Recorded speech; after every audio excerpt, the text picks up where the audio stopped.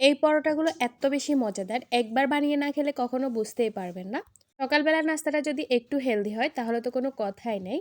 কোনো রকম বেলাবেলি ঝামেলা ছাড়া মাত্র ১০ মিনিটে এই পরোটাগুলো তৈরি করে নিতে পারবেন একদমই সহজভাবে। আসসালামু আলাইকুম এভরিওয়ান, নাই মমস কিচেনে আপনাদের সবাইকে জানাই স্বাগতম। আজকে আমি আপনাদের সাথে শেয়ার করব শীতকালীন সবজি দিয়ে মাত্র ১০ মিনিটের সবজি পরোটা। আশা করছি আপনাদের কাছে ভালো লাগবে। প্রথমে আমি একটা মিক্সিং বলে নিয়ে নিচ্ছি হাফ কাপ বাঁধাকপি কুচি, নিয়ে নিচ্ছি আমি এখানে 1/3 কাপ বরবটি কুচি, নিয়ে নিচ্ছি আমি এখানে 1/3 কাপ গাজর কুচি, গাজরটাকে আমি গ্রেট করে নিয়েছি। এরপর নিয়েছি আমি এখানে 2 টেবিল চামচ পেঁয়াজ কুচি, দিয়েছি আমি এখানে 1 চা চামচ কাঁচামরিচ কুচি, দিয়েছি আমি এখানে পরিমাণ মতো লবণ। এরপর দিয়ে দিচ্ছি আমি এখানে 1 কাপ ময়দা, ময়দার পরিবর্তে আপনারা চাইলে এখানে আটাও দিতে পারেন। দিয়ে দিচ্ছি আমি এখানে একটা ডিম। আপনারা চাইলে এখানে বিটরুট, ক্যাপসিকাম বা টমেটো কুচিও ব্যবহার করতে পারেন, অর্থাৎ যেই সবজিগুলো খুব তাড়াতাড়ি সেদ্ধ হয়ে যায় সেই ধরনের সবজিগুলো ব্যবহার করতে পারেন। এরপর আমি অল্প অল্প করে পানি দিয়ে একটা ব্যাটার তৈরি করে নিচ্ছি। একসাথে অনেকগুলো পানি না দিয়ে অল্প অল্প করে পানি দিয়ে ব্যাটারটা তৈরি করে নিতে হবে।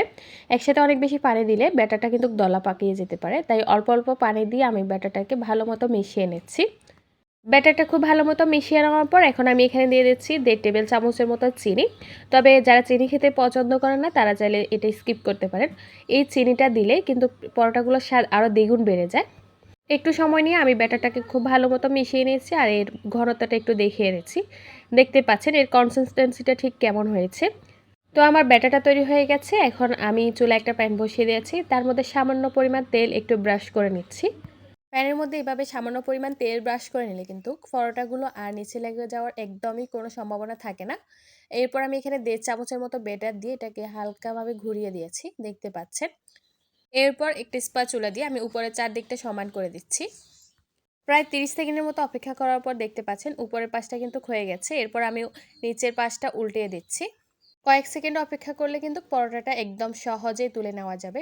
একটু সময় নিয়ে আমি দুই পাশটাকে উল্টে পাল্টে পরোটাগুলোকে সেঁকে নেব। আর এতে করে কিন্তু সবজিগুলো খুব ভালো মতো সেদ্ধ হয়ে যাবে। এই পরোটাগুলো ভাজতে কিন্তু একদমই বেশি তেলের প্রয়োজন হয় না, শুধুমাত্র সামান্য পরিমাণ তেল দিয়ে প্যানটাকে একটু ব্রাশ করে নিলেই হয়। তো আমি দুই পাশটা উল্টে পাল্টে পরোটাটাকে খুব ভালো মতো সেঁকে নিয়েছি আর সবজিগুলোও কিন্তু একদম ভালো মতো সেদ্ধ হয়ে গেছে। তো আপনাদের বোঝার সুবিধাতে আমি আরও একটি পরোটা তৈরি করে দেখাচ্ছি। আমি এখানে 1.5 চামচ বেটার দিয়েছি, এরপর বেটারটাকে একটু ঘুরিয়ে দিচ্ছি। উপর পাশটা হয়ে আসার পর আমি অপর পাশটা উল্টে দিচ্ছি। দেখতে পাচ্ছেন কতটা সহজভাবে উঠে যাচ্ছে। একটা পরোটা সেঁকে নিতে আমার সময় লেগেছে 2 মিনিটের মতো। একইভাবে আমি সবগুলো পরোটা সেঁকে নেব। সবগুলো পরোটা তৈরি করে নেওয়া হয়ে গেছে আর দেখতে পাচ্ছেন পরোটাগুলো কতটা সফট হয়েছে। পরোটাগুলো আপনারা চাইলে যে কোনো সসের সঙ্গে পরিবেশন করতে পারেন, আবার চাইলে এমনিতেও খাওয়া যাবে। এই পরোটাগুলো এত বেশি মজাদার হয়েছে। তো আশা করছি আমার আজকের রেসিপিটা আপনাদের কাছে ভালো লেগেছে। পরবর্তীতে কোনো রেসিপি দেখতে চাইলে সেটা অবশ্যই কমেন্ট বক্সে জানাবে। আমার ভিডিওটি যদি আপনাদের কাছে একটুও ভালো লাগে প্লিজ লাইক, কমেন্ট, শেয়ার করে অবশ্যই আমার পাশে থাকবেন।